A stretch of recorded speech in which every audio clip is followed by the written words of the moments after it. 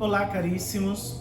Estamos mais uma vez reunidos no nosso retiro quaresmal, na nossa quinta semana, onde nos encontramos nas sextas-feiras para meditarmos a palavra de Deus e buscar um recolhimento maior e colocando o nosso coração diante do Senhor, ouvir o que Ele tem para nós como graça, como experiência de vida, como experiência de fé, que nos convida a viver e a fazer todos os dias. Então, hoje nós vamos colocar o nosso coração diante de Deus para que a gente possa refletir sobre a obediência. Como diz na carta aos Hebreus, o próprio Senhor, aprendeu a obediência e tornou-se causa de salvação eterna. Esse é o título da nossa meditação, do nosso retiro no dia de hoje. Então quero lhe convidar já a colocar a sua vida em oração diante de Deus, a nesta manhã e fazer com que Deus entre no seu coração, na sua vida e já disponha o seu espírito para que possa crescer em sabedoria e dar de graça, como nos diz a própria palavra, sendo forte e perseverante no desejo de busca de santidade. Que Deus Todo-Poderoso venha em socorro da nossa fraqueza e nos faça aprender sempre cada vez mais o sentido da sua vontade em nossa vida. Que nós sejamos disponíveis àquilo que Deus quer realizar em nossa vida e fazer com que Ele seja cada vez mais a força que brota em nosso coração e que nos impele a sairmos de nós e irmos ao seu encontro, ao encontro da graça, ao encontro do amor misericordioso que nos toma pela mão e que nos faz seguir em frente. Vinde, Espírito Santo, toca o nosso coração, faz com que a gente seja cada vez mais ouvinte da vossa palavra, amante dos vossos desígnios e atentos aos vossos desejos. Dai-nos, Senhor, a graça de estarmos atentos a tanta e tanta coisa que o Senhor hoje nos coloca como prova de vida, de fé, como experiência de amadurecimento espiritual e principalmente como força que nos garante um caminho de santidade segundo o seu amor e a sua santa vontade. Estamos aqui hoje, Senhor, aos teus pés e pedimos à Virgem Santíssima, a Nossa Senhora, que nos acompanhe e que nos dê a força e o amparo que tanto precisamos para seguir em frente no vosso amor e na vossa graça. Ave Maria, cheia de graça, o Senhor é convosco. Bendita sois vós entre as mulheres, e bendito é o fruto do vosso ventre, Jesus. Santa Maria, Mãe de Deus, rogai por nós, pecadores, agora e na hora de nossa morte. Amém. Nós estamos reunidos em nome do Pai, do Filho e do Espírito Santo. Amém. Quero lhe convidar a abrir a sua Bíblia hoje, não na carta aos Efésios, mas na carta aos Hebreus, no capítulo 5, nos versículos de 7 a 9. Hebreus 5, versículos de 7 a 9.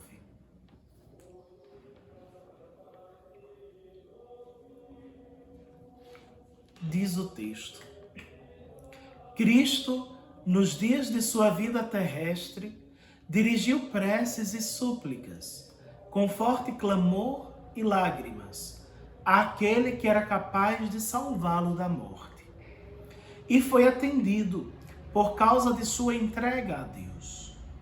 Mesmo sendo filho, aprendeu o que significa a obediência a Deus por aquilo que ele sofreu.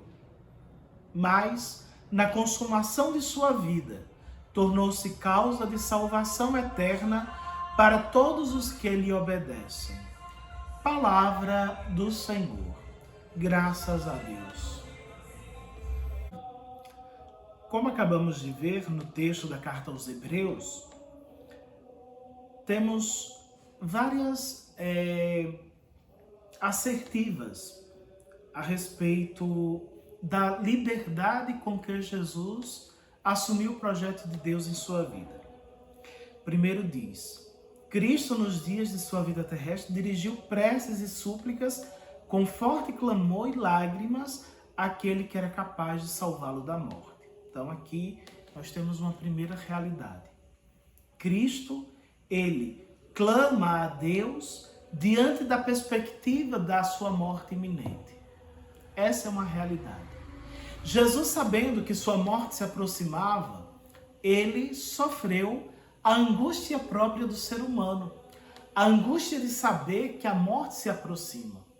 Quem é aquele que não se sente frágil, se sente angustiado na perspectiva do fim da sua existência? Pelas próprias realidades que eles cercam, do fim, do desconhecido, do mergulhar naquilo que é desconhecido, do fim próprio da nossa vida aqui na Terra, das angústias de saber que você vai deixar pessoas que você gosta, que você ama. Então, o coração humano ele vai se enchendo de dúvidas, de medos, de angústias, porque o desembocar no desconhecido é próximo. E Jesus, ele experimenta essa angústia na sua existência quando, de forma muito significativa no Getsêmani, ele experimenta ali a própria realidade da angústia humana no aproximar-se da sua morte, no desfecho da sua missão entre nós, que é a morte e a ressurreição como vitória sobre a cruz. Então, Cristo, ele faz esse caminho de colocar o seu coração em estágio de preparação para entender que aquele momento será um momento de entrega absoluta à vontade de Deus e que também naquela experiência ele estará manifestando toda a sua vontade de que se cumpra o desígnio de Deus em sua vida. Deus tinha um plano para Jesus. Jesus aceitou como filho o plano de Deus em sua vida. E então ele, vindo até nós, abre a todos a possibilidade de salvação, de graça e de redenção. Então, ele clama, ele reza, ele suplica, mas ele se coloca nas mãos de Deus. E foi atendido por causa de sua entrega a Deus. Isso daqui é uma outra realidade que para nós é importante entender. Cristo, porque se tornou obediente à vontade de Deus, porque colocou a sua vida diante de Deus, ele recebe do próprio Deus a graça da santificação, a graça de estar sempre cada vez mais unido com a Trindade e assim não fugir do plano de salvação que Deus tinha para ele e para a humanidade nele. E isso aqui também é significativo para nós. Mesmo sendo filho, aprendeu o que significa obediência a Deus por aquilo que ele sofreu. Jesus, ele poderia muito bem ter dito não ao projeto do Pai. Ele poderia ter dito que não vale a pena. O povo é povo de cabeça dura. O povo é um povo que não está despertado à graça do Senhor. E por isso mesmo, será que valeria a pena Deus vir ao encontro desse povo que não faz um esforço significativo para que valesse Deus vir até nós, até a terra? Jesus poderia questionar, Jesus poderia dizer, olha, a gente sabe onde é que vai dar isso. Mas interessante é que Jesus ele não está interessado na maioria. Jesus ele não está interessado em saber que todos a grande massa vai aderir a esse projeto. Jesus está interessado em saber que ele estará cumprindo o desígnio de salvar aqueles que abrirão seu coração à mensagem que ele traz a nós. Então isso daqui se torna também significativo para a gente. Saber que Jesus, ele veio e ele se entregou na obediência ao Pai, que tinha o propósito de salvar a humanidade, que através dos profetas tinha anunciado que salvaria sim a todos do pecado, e ele então manifesta à humanidade esse desejo de graça e salvação tão necessário à vida de todos quantos precisam chegar ao conhecimento da verdade e da palavra do Senhor. Então, que Deus, ele tinha os seus propósitos? Sim, ele tinha. Que Jesus tinha a possibilidade de dizer não? Também. Mas o que vai ser crucial aqui nessa relação da vontade de Deus e do projeto de Deus Pai é saber justamente que o Filho é obediente e escuta o que o Pai diz, e escutando o que o Pai diz, realiza tudo aquilo que ele está para concretizar em força de vida e santidade a todos quanto busquem, a todos quanto queiram encontrar. Mas na consumação de sua vida, tornou-se causa de salvação eterna para todos os que lhe obedecem. Então, a obediência de Jesus trouxe à humanidade uma nova perspectiva, que é a perspectiva da obediência também em Deus, da humanidade inteira à vontade de Deus. É como se Jesus estivesse dizendo a toda a humanidade: olha, da mesma maneira que eu fui obediente à vontade do meu Pai, que eu cumpri os desígnios do meu Pai e encontrei a salvação porque ressuscitei dos mortos e levei todos à vida, assim também aqueles que obedecerem à minha palavra, também esses encontrarão no Pai a salvação e as graças necessárias. Deus abre a nós a possibilidade da salvação. Cristo nos apresenta que pela obediência a salvação é alcançada. E nós, com nosso esforço, a gente pode, em Cristo, encontrar também a graça, a misericórdia e a salvação que tanto desejamos pelos próprios desígnios de Deus Pai. Para nos ajudar a meditar um pouco mais sobre a realidade da obediência, vamos pegar um texto de uma homilia do Papa Bento XVI, do dia 15 de abril de 2010. Diz Bento XVI: o tempo moderno falou da libertação do homem, da sua plena autonomia. E aí ele vai dizer: também a libertação da obediência de Deus foi posta em dúvidas frente a esse tempo moderno.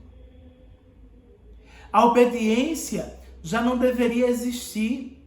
O homem é livre, é autônomo, nada mais. Mas esta autonomia é uma mentira ontológica, porque o homem não existe por si mesmo, para si próprio. E é também uma mentira política e prática, porque a colaboração, a partilha da liberdade é necessária. E se Deus não existe, se Deus não é uma instância acessível ao homem, só o consenso da maioria permanece como suprema instância. Por conseguinte, o consenso da maioria torna-se uma palavra a qual temos que obedecer.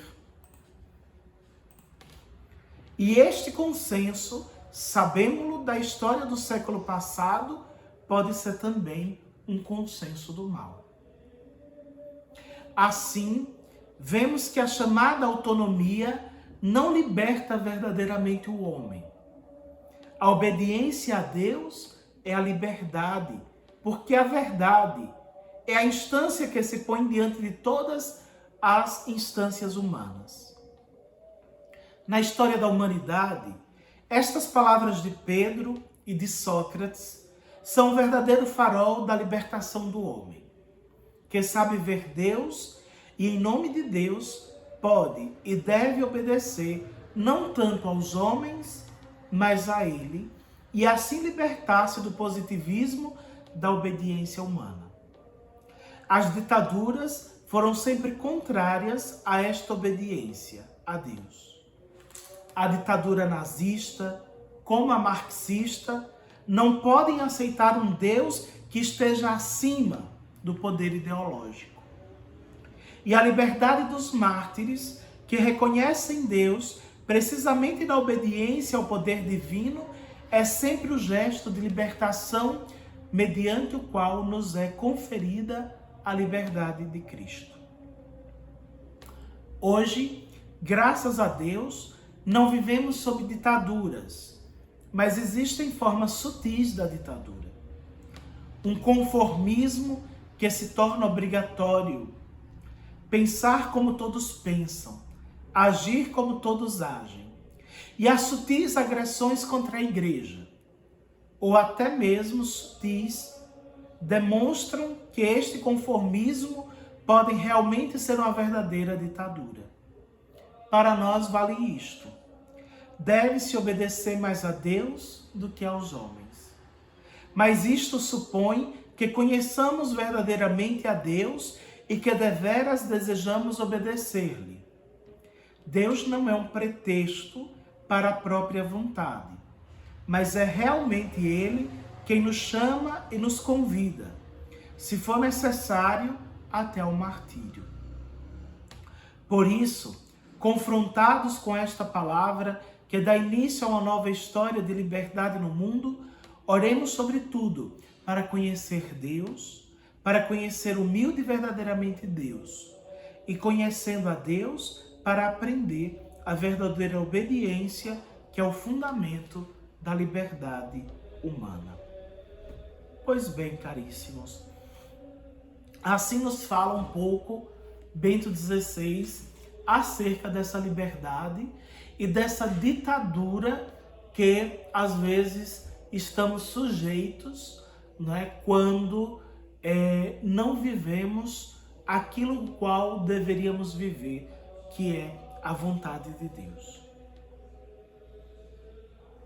Ele faz alguns apontamentos muito interessantes sobre essa realidade da obediência no contexto atual. Quando ele diz dessa retirada da parte do mundo moderno da presença de Deus no coração do homem, ou da obediência à vontade de Deus, como se fosse por acaso um obscurantismo, como se fosse por acaso um retrocesso, como se fosse por acaso alguma coisa que estivesse distante de encontrar força e plausibilidade na própria palavra e no próprio entendimento do ser gente e do ser homem nos tempos odiernos. Bento XVI, ele assevera que a obediência a Deus é um tanto quanto mais importante do que a obediência aos homens. Por quê? Porque a obediência a Deus leva à liberdade. E que liberdade seria essa? Aí a gente recorre a Paulo, porque Paulo vai dizer que a liberdade humana, ela só realmente é liberdade quando nós fazemos o bem, quando nós amamos, quando nós construímos entre nós laços de fraternidade, quando nós construímos laços de uma espiritualidade verdadeira entre todas aquelas pessoas que são inspiradas, digamos assim, no desejo de viver a verdadeira liberdade, de viver a graça no campo cristão ou não, mas a graça que liberta, que nos salva, enquanto homens e mulheres. E aqui, Bento, ele então conclama: devemos ser obedientes a Deus. Devemos ser obedientes a Deus. E essa obediência a Deus deve ser uma obediência que nos coloca em sintonia com a graça abundante do Senhor que vem ao encontro de todos nós. Jesus, ele veio ao nosso encontro. E a obediência que ele nos convida a viver é uma obediência que nos leva à liberdade.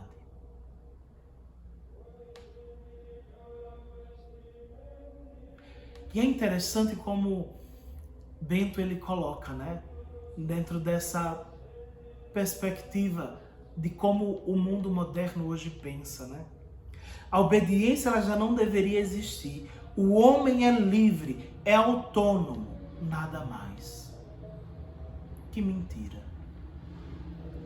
Que mentira. Uma mentira contada e acreditada, inclusive, por muita gente boa.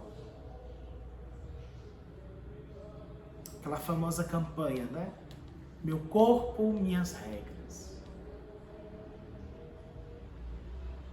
Não é assim. A vida é minha, eu faço dela o que eu quiser. Não é assim também. Hoje vivemos num cenário em que obedecer parece algo que gera escravidão, que gera uma experiência que, sei lá, é estranho. É como se você fosse dominado. Obedecer é como se alguém fosse dono de você, lhe impusesse alguma coisa. Mas aqui a gente está falando de obediência, a gente não está falando de servidão, a gente não está falando de escravidão.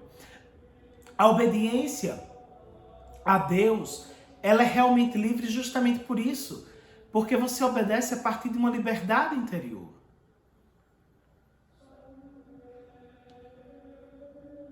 Mas as pessoas querem entender diferente e fazem com que isso parece que seja muito, né, tão forte que Deus se torna um grande vilão da história. Né? É incrível como as pessoas hoje estão mergulhando na ideia de um Deus que é um Deus extremamente descomprometido com o gênero humano, mas é comprometido com a minha vontade. É um Deus muito individualista. Eu tenho medo desse Deus, porque primeiro é um Deus falso. Segundo, é um Deus que não faz com que as pessoas acreditem num projeto de vida e busquem fazer da sua vida um referencial de fé e de esperança. E sem contar que é um Deus de uma moral extremamente relativista, que não visa de modo nenhum contribuir com o crescimento do outro, mas simplesmente forja no outro uma experiência de fracasso. Porque geralmente essas pessoas que dizem: eu não tenho religião, eu creio num Deus que eu penso, que eu quero, num Deus que é isso, num Deus que é aquilo. Geralmente são pessoas extremamente vazias de Deus. A experiência de Deus que elas têm é uma experiência muito fugaz, efêmera, que não trazem mudança, não trazem conversão, não trazem nenhum sentido. Porque é simplesmente a ideia de quê? Bom, Eu preciso de Deus para viver. Até porque o ser humano é um ser religioso, por natureza. Ontologicamente, todos nós somos seres religiosos. E como essas pessoas não querem estar vinculadas a um compromisso com Deus, que está apresentado a partir de uma religião, eles fantasiam um Deus qualquer, miscigenado, mesclado, seja lá o que for. Um Deus salada de fruta, né, que você bota tudo junta e depois engole e fez a sua refeição de Deus. Várias crenças reunidas numa ideia que eu criei e que é a minha verdade. E que eu quero que os outros creiam nessa verdade. E que se os outros não acreditarem que a ideia de Deus tem que ser assim, de um Deus livre, de um Deus que me permite tudo, de um Deus que não me chama a obedecer coisa nenhuma, de um Deus que é um Deus que não serve. É um povo fanático, é um povo quadrado, é um povo fundamentalista, é um povo que está fora da casinha. Ora, como assim?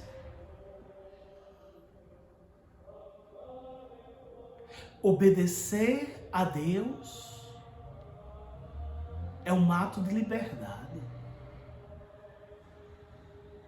E obedecer a Deus dentro de uma moral religiosa é um ato de liberdade.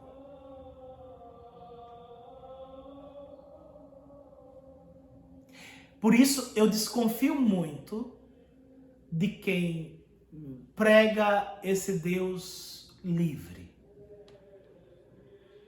esse Deus descomprometido. Primeiro que não devia ler nenhum livro escrito sobre Deus, considerando que todas as coisas ditas da parte de Deus, elas nascem de uma experiência bíblica. E a experiência bíblica nasce dentro de uma religião. E a religião, ela tem uma moral. E a moral, ela tem um clã de obediência que você deve seguir. Um conjunto de normas, de regras, de situações que você deve viver. Então, toda a ideia de Deus, ela nasce a partir de escritos que nascem de dentro de uma religião. Seja cristã, ou seja, nas outras crenças, a partir do seu ideal, do seu referencial de fé. Mas todas elas nascem de uma moral, nascem de uma revelação, nascem de um modo de ver Deus de uma maneira.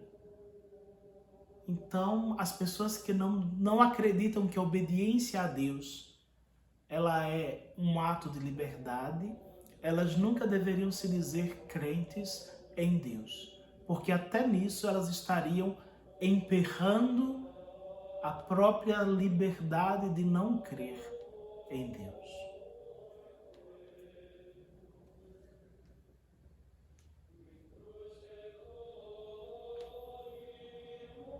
Deus deve tomar o coração humano e nos conduzir a esse ato de liberdade.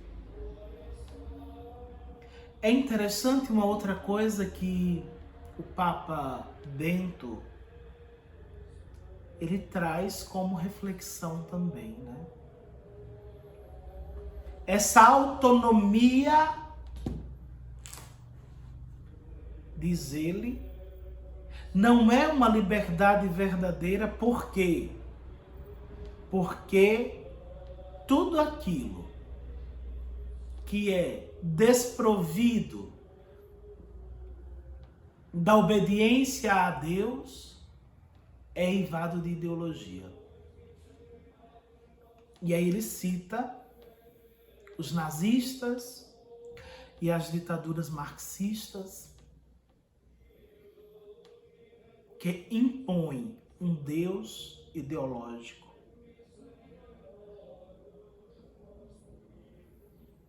Segundo o modo deles pensarem, e pior, matam Deus, tirando Deus da experiência humana como se Deus fosse um entrave também para os projetos de liberdade deles.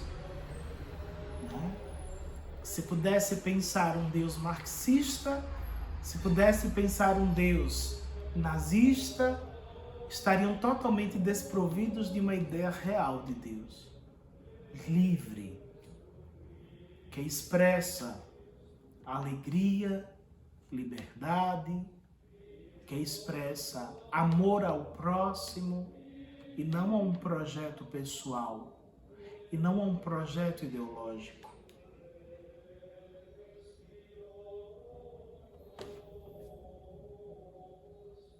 Hoje, graças a Deus, não vivemos sob ditaduras, mas existem formas sutis de ditadura. Diz ele aqui, um conformismo que se torna obrigatório, pensar como todos pensam, agir como todos agem. Isso daqui é terrível, terrível. Aqui a gente chama, são os modinhas, né? Os modinhas, os da onda. Horrível, horrível.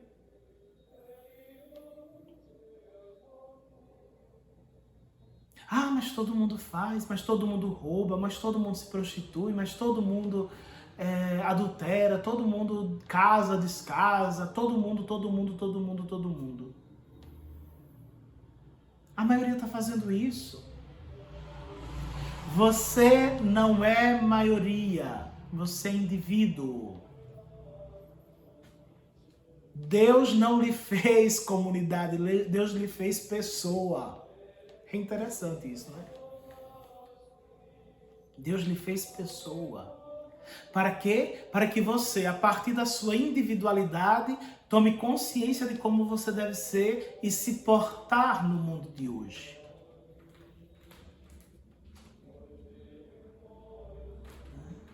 Parece aquele monte de vaquinha pintada, né? No campo. Que você olha assim, de longe não sabe nem diferenciar.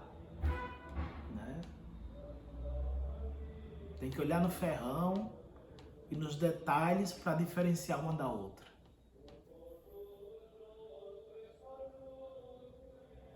O ferrão da humanidade, o ferrão da modernidade, o ferrão que estão colocando neste povo sem Deus, é um povo marcado simplesmente pela falta de sentido na vida. Por quê?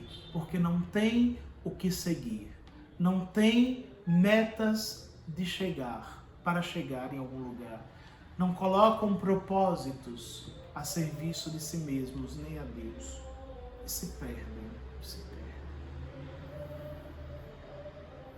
Por isso, caríssimos, devemos aqui hoje, então, colocar o nosso coração justamente mergulhado nessa dimensão própria, né, do coração que se abre a Deus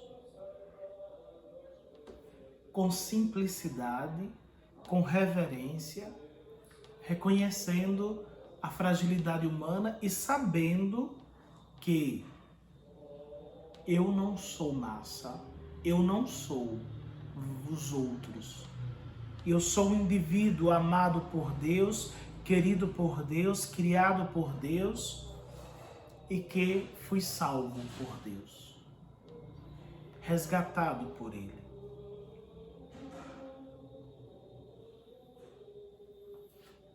Padre, como é então que eu vou fazer esse caminho de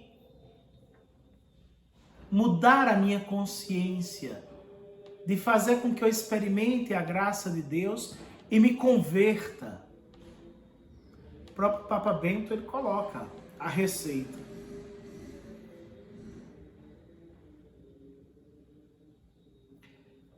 É preciso a gente conhecer Deus. E para conhecer Deus, devemos aprender a rezar, devemos aprender da palavra, o que Ele quer para nós. Devemos viver na caridade, abrindo o coração a todos quanto precisam de nós e a fazermos uma experiência autêntica nesta relação com o Senhor, que vem ao nosso encontro e que nos chama a experimentarmos o seu amor, a sua graça transformadora. Que Deus hoje, então, nos tome pelas mãos e nos conduza a essa experiência de fé, a essa experiência de amadurecimento, a essa experiência de amor ao próximo, que nos faz caminhar em Cristo e que nos faz experimentar a sua força e a sua vontade, sempre e cada vez mais. Conhecer a Cristo. E o modo de conhecer Deus, conhecer Cristo, é rezar, é ler a palavra de Deus todos os dias, é se colocar diante de Nossa Senhora a partir do Santo Rosário e assim mudarmos o nosso interior, passando de um relativismo absoluto para chegarmos à obediência que salva, à obediência que liberta. Hoje em dia, nas nossas famílias, é horrível, né? A situação dos pais com os filhos. Os pais não sabem mais ensinar os filhos a obedecer. Qualquer coisa, o mundo se acaba, qualquer coisa, já quero me matar, qualquer coisa, vou embora de casa, qualquer coisa, chamo o conselho tutelar, qualquer coisa, qualquer coisa. A obediência salva. A obediência salva. A obediência salva. E cabe humildade no ato de obedecer. É você reconhecer que o outro, ele tem a possibilidade da autoridade sobre você por uma experiência que é muito anterior à sua. Experiência de vida, a experiência de trabalho. Obedecer é fundamental. Diante disso, eu lhe pergunto, diante do convite que Deus nos faz a vivermos segundo sua vontade, como estou respondendo em graça e obediência? Sou obediente a Deus ou busco ser obediente às coisas contrárias à vontade de Deus? E lhe convido aos propósitos de ser vigilante na observância da vontade de Deus e pedir a graça a Cristo de ser obediente em tudo e de ter a virtude da obediência no seu coração viva e transbordante. Sexta-feira que vem teremos a nossa última meditação neste retiro quaresmal que estamos fazendo. Se proponha a crescer, a amadurecer neste propósito e que nosso Senhor lhe dê a graça de não ser relativista com os relativistas, de aprender o que significa obediência, de se lembrar que a obediência salva e principalmente de transformar o seu coração num coração desejoso da vontade de Deus, do paraíso que nos espera e principalmente da misericórdia que toca a todos os quantos buscam a experiência verdadeira do Cristo ressuscitado. O Senhor esteja convosco, Ele está no meio de nós. Abençoe-vos Deus Todo-Poderoso, Pai, Filho e Espírito Santo. Amém. Sexta-feira que vem nos encontramos mais uma vez.